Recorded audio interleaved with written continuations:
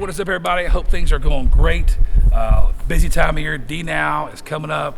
We're excited about what God's going to do. Hopefully you're involved in it, and obviously encouraging your students, your small group, your family groups to be a part of what's going on. Today, for a few minutes, I want to encourage you and kind of talk about something that's very important that really is at the heart of what you're there for as a leader, and that's investing in the students, building those relationships, having a really good idea of who you're dealing with. One thing we're trusting you to do, we want you to do, we encourage you to do, and challenge you to do is build proper relationships with those students in your small group, also in your family group. That's why there's a roster we've given to you.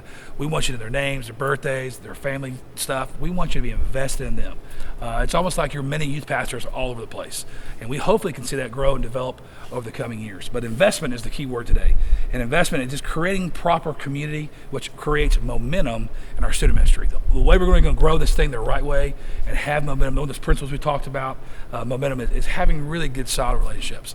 And investing into people is really pouring your life into them.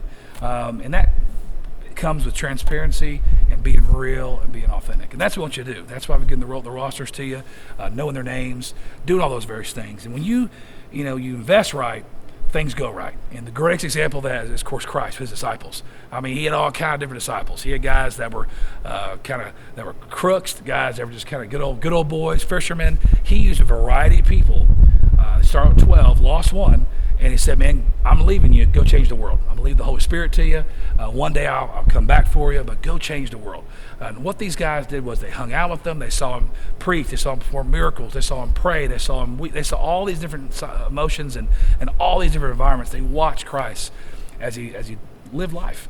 And really investment is doing that. It's just coming along with somebody, reflecting what proper relationship stuff is and investing in them, and knowing what their names are, knowing if they play a sport, knowing what's going on. If there's anything we could ever encourage you to do is to really invest in your students. Three things, and there's more than this, but three things I thought about that we want to build on in developing relationships and investing in our people. Three things happen. First, trust happens. In our generation, these students you're dealing with, trust is the number one factor. If they don't trust you, they won't open up, they won't talk to you, they won't be honest with you, they won't be real with you, and they won't be vulnerable. But if you pour to them, you just build those relationships, and you invest properly. An investment could be a hi, hello, a side hug, a high five, hey man, good to see you. It starts small, but it can grow very, very big. We want to have proper trust. Unfortunately, with parents and teachers and coaches, they've seen the raw end of improper relationships from older to younger. We want to change that. We want that kid coming to that small group or coming to Sunday morning that family group because they know you care and they know you're there. Okay, we want to build that trust, and that only comes through, this old-fashioned relationships. When that happens, when trust happens, great communication happens. That means they're going to be open, they're going to be real, they're going to be honest, transparent. They're going to be, this is what's going on in my life. And when that happens, that gives you the opportunity to really minister to them and build that relationship because now you have open communication. It's that text you get at night saying, man, pray for tomorrow, I have a test. It's, hey, man, I'm struggling right now with this, or hey, can you pray for this, or hey, my parents are doing this. It's great communication. So when trust happens, because proper investment, man, great communication. Don't take lightly the kid that says, comes up to you and gives you a high five or gives you a hug or tells you about their soccer game or tells you about a problem at home or tells you about a situation with a girlfriend or boyfriend. That's a big deal. And when there's trust, there's open communication. And like I said, being real, being authentic, and that's what we want to build this student ministry on. It's going to take a little ways to get there, but man, we're talking about investment, and that's what you're doing in these small groups and also in these family groups. When there's trust, there's great communication. Third thing is opportunity. You have earned the right. You've earned the right to lead them. Man, that's what becomes fun. The opportunity to really challenge that student. That's when you can ask the tough questions that we don't ask you. Man, how's your time with God? How many times have you been to the Word this week? Man, is that person you're dating, are they a Christian? How's your attitude towards your mom and dad? Man, are you treating the other students in our student ministry well? Are you leading? Why aren't you being involved in this?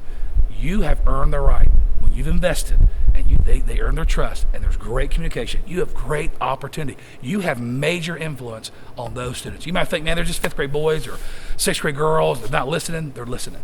They're paying attention. I can name you men and even families in my life as a little fifth, sixth grader that made a major difference. All right, that's the opportunity you have right now. Perfect example is D-Now.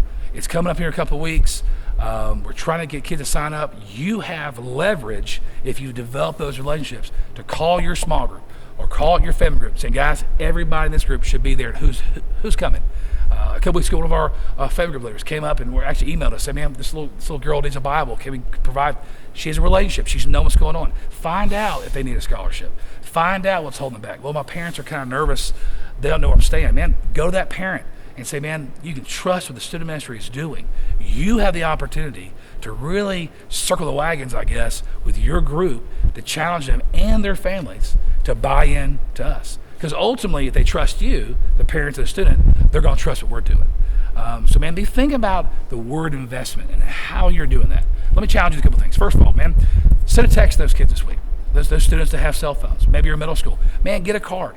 Man, write a note.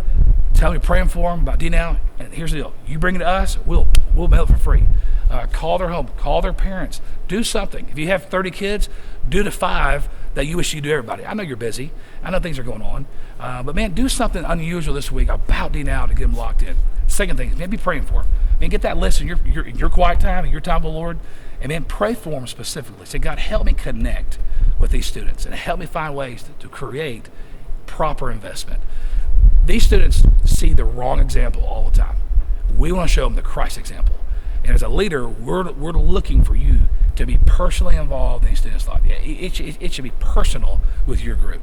And look for those opportunities. Remember, we want to create momentum in what we're doing. Disciple Now is just not about coming and packing kids out. It's about life change. It's about creating momentum, creating excellence in what we're doing, and being very consistent. All those things we talked about in our last meeting.